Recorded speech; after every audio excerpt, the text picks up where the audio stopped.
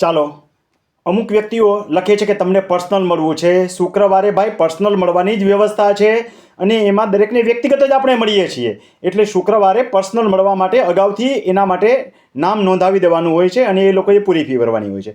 હવે જે લોકો શુક્રવારે મળવા માંગે છે એ લોકોનું નામ શુક્ર શનિ રવિ ગ્રુપમાં છે કે નહીં એમને જાતે જોઈ લેવાનું છે. જો શુક્ર શનિ રવિ ગ્રુપમાં ન હોય તો તમે મને પર્સનલમાં મેસેજ કરીને જાણ કરો એટલે હું તમને શુક્ર શનિ રવિ ગ્રુપમાં એડ કરી દઈશ.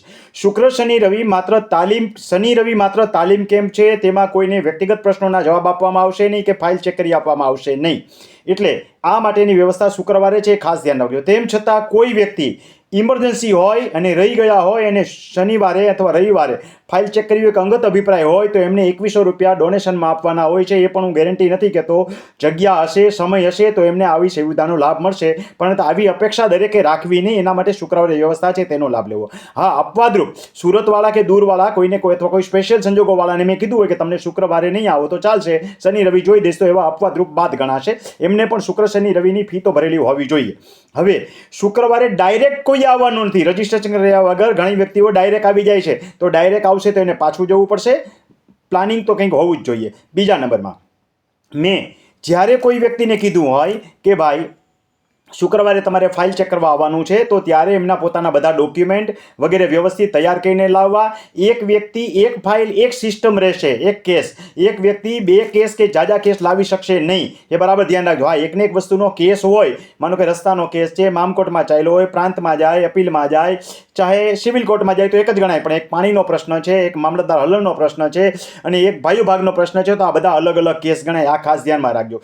શુક્રવારે તમારે જે પૂછવાનું હોય એકી સાથે એક વિષયને લગતું જે હોય એકી સાથે પૂછી લેવાનું છે. રિપીટ વાળો લેવાનો નથી. એવી જ રીતે શુક્રવારવાળાએ શનિવારે પાછા રિપીટ પ્રશ્નો પૂછવાના નથી. એ ખાસ ધ્યાન રાખવાનું છે. એટલે તમારો ટર્ન આવે ત્યારે તમારે જે પ્રશ્ન એ વસ્તુ રિલેટેડ હોય એટલા પૂછી લેવાના છે. એ બાબતે કંઈ જરૂર હોય તો લખીને રાખવા, પણ એક જ કેસના હોવા જોઈએ. એ ખાસ ધ્યાન રાખો. કોઈ વ્યક્તિ ને એવું ન લાગવું જોઈએ કે મને ઝડપથી જવાબ દઈ દીધો. ઝડપથી જવાબ દો કે લાંબા સમય લાગે, તમારા કાગળ પેપર વ્યવસ્થિત મેં જોયા પછી જવાબ આપેલો હોય. એટલે એવી અપેક્ષા નહીં રાખવાની કે અડધી કલાક જોવે તો સાચો જવાબ મળે. હા, તમારા કાગળ પેપર તૈયાર નહીં હોય તો હું જોવાની ના પાડી દઈશ. એ ખાસ ધ્યાન રાખવાનું કે બધા કાગળ પેપર હાર્ડ કોપી હોવા જોઈએ. ઓરિજિનલ સાથે લાવવાના નથી. ઝેરોક્સ બધા લાવવાના છે, ગોઠવીને લાવવાના છે. જ્યાં પૂછવાનું ત્યાં અંડરલાઇન કરીને કે ટેગ માર્ક કરીને લાવવાનું છે. આટલું ખાસ ધ્યાનમાં રાખજો.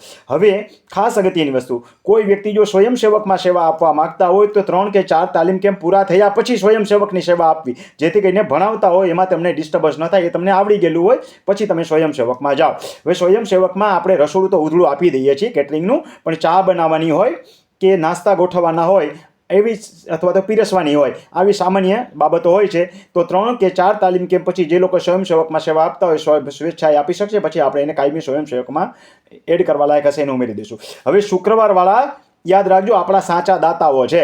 શુક્રવારવાળાને કારણે જ આપણું આ બધું ભયો હાલે છે. બાકી બધું આપણું ડિસ્કાઉન્ટવાળું હમણાં તમને વાત કરું છું એ કેવી રીતે હાલે છે તમને પોતાને ખબર છે. તો શુક્રવારવાળા ભાઈઓ જે છે એ શુક્રવારનો જે લાભ લે છે, સાથે સાથે 2 તાલીમ કેમ્પ પછી આપણે જબરદસ્ત ડિસ્કાઉન્ટ આપીએ છીએ, એનો લાભ લેજો. એટલે કોઈ પણ વ્યક્તિ 2 તાલીમ કેમ્પમાં પૂરી ફી ભરીને આવી જાય તો 3જા તાલીમ કેમ્પ અને 4થા તાલીમ કેમ્પ અથવા તો આ રીતે એપ્રિલ 2027 સુધી જેટલા તાલીમ કેમ્પમાં આવવું હોય એને આપણે 1051માં આવવા દઈએ છીએ. આ લાભ ખાસ લેજો. ઉપરાંત દરેક વ્યક્તિ જે છે એ ખાસ ધ્યાન રાખે કે જેને મેં ડિસ્કાઉન્ટનો લાભ આપ્યો છે રજીસ્ટ્રેશન કરાવતા પહેલાં લેવાનો છે. પાછળથી કોઈએ ગરીબ થઈ જવાનું નથી.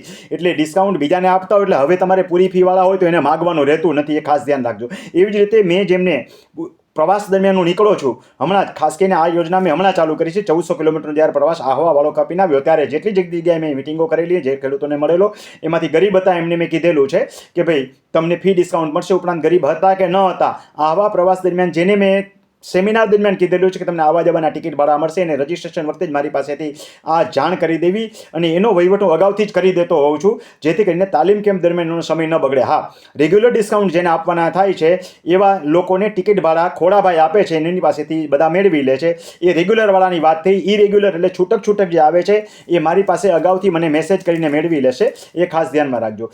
હવે ખાસ કરીને સ્પેશિયલ ડિસ્કાઉન્ટ ઓફર કોને મળે છે એની મેળે રીંગણા દલા તલવાડીની ઘોડે રીંગણા લવ બેચા લેને 10-12 આમ નથી મળતું. સ્પેશિયલ ડિસ્કાઉન્ટવાળા જૂના જે છે દિવાળીથી દિવાળીવાળા છે જે 551માં આવે છે, આ ડોનેશન રાશિ ભરીને આવે છે. યાદ રાખજો, એનો શબ્દ જ આપણે ડોનેશન કહીએ છીએ. એપ્રિલથી એપ્રિલવાળા જે 1051 ભરીને આવે છે, એટલે કે જે 2 તાલીમ કેમ્પ પૂરા થઈ ગયા હોય અને 3જા તાલીમ કેમ્પ પછી એમને મેં આ ગ્રુપમાં ઉમેર્યા હોય તો આ લાભ મળવા પાત્ર થાય છે. એવી રીતે સ્પેશિયલ પર્સન અને સ્પેશિયલ પર્પસ, એટલે સ્પેશિયલ પર્સન એટલે જેને કંઈક સ્પેશિયલ યોગદાન રાશિ આપેલી છે, અને સ્પેશિયલ પર્પસ એટલે જેને મેં સામેથી છૂટ આપી છે, એ 151 વાળા અને 251 વાળા જે હોય એને એનું ગ્રુપ હોય છે.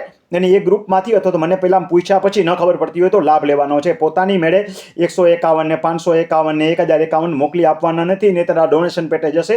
તાલીમ કેમ્પની ફી અલગથી ભરવાની રહેશે, એ ધ્યાનમાં રાખજો. કારણ કે દલા તલવાડીની ઘોડે રીંગણા લવ બેચા લેને 10-12 એમ ન ચાલે. એટલે તમે આ લાભ લેવાને પાત્ર થતા હો તો પણ તમારે પહેલાં એ ગ્રુપમાં ઉમેરાવવું પડે.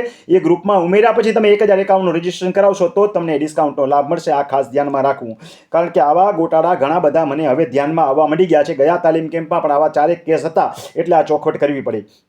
હવે બીજી વાત કે ઓપિનિયન પોલ બધાને સમજાતો નથી. જ્યારે ઓપિનિયન પોલ એકવાર પૂરો થઈ જાય ને પાછો કોઈ પણ વિષયનો રિપીટ ઓપિનિયન પોલ મુકાય તો પાછો ઓપિનિયન પોલમાં ભાગ લેવાનો છે. એટલે ઓપિનિયન પોલમાં ટચ કરવાનું છે, કાંઈક ખાસ હેતુ છે ઓપિનિયન પોલનો. એવી રીતે કાંઈ મેસેજ લખવાના કીધા હોય ને રિપીટ મુકાય. ઘણા એવું માને છે કે મેં એકવાર મેસેજમાં જવાબ દીધો તો ઓપિનિયન પોલમાં દેવાની જરૂર નથી.